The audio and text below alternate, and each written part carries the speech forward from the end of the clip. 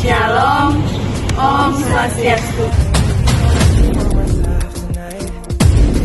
Baik, sebelum lanjut pada materi yang akan kami paparkan, kami dari kelompok 1 akan memperkenalkan nama terlebih dahulu. Perkenalkan, nama saya Niwayan Septiasi. Saya Kesha Rahiyang. Saya Fadisa Ola Manggopa. Saya Ida Diwaro. Saya Ida Ima Demna Putri. Pengertian bangsa dan negara. Bangsa adalah suatu kelompok manusia yang memiliki identitas bersama dan mempunyai kesamaan bahasa, ideologi, budaya, sejarah, dan tujuan. Sedangkan negara adalah kelompok sosial yang menduduki wilayah atau daerah tertentu yang membentuk suatu organisasi di bawah lembaga politik dan pemerintahan. Pengertian bangsa menurut para ahli.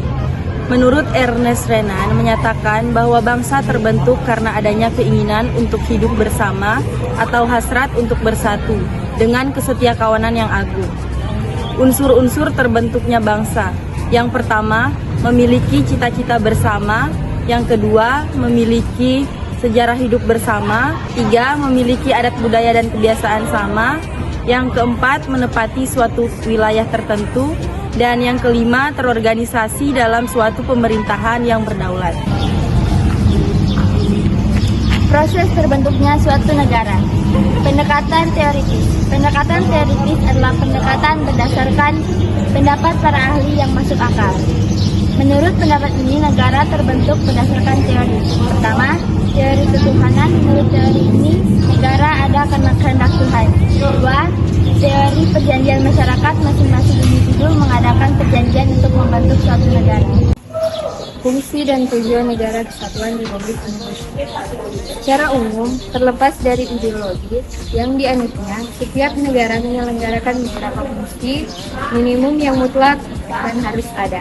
Fungsi tersebut adalah sebagai berikut. 1. Melaksanakan penertiban, law and order, untuk mencapai tujuan bersama dan mencegah bentrokan dalam masyarakat, maka negara harus melaksanakan penertiban. Yang kedua, mengasuhkan kesejahteraan dan memakmurkan rakyat. Teori-teori fungsi negara. Yang pertama, individualisme, menjaga keamanan dan ketertiban agar hak dan kebebasan individu terjamin. Yang kedua, negara hukum murni, menjaga dan menciptakan keamanan dan ketertiban. Yang ketiga, welfare state, tidak hanya menciptakan ketertiban saja, tetapi secara aktif mewujudkan kesejahteraan rakyatnya. Beberapa pendapat para ahli tentang tujuan negara. Menurut Plato, tujuan negara adalah memajukan kesusilaan manusia. Menurut John Locke, tujuan negara adalah menjamin suasana hukum individu secara alamiah atau menjamin hak-hak dasar setiap individu.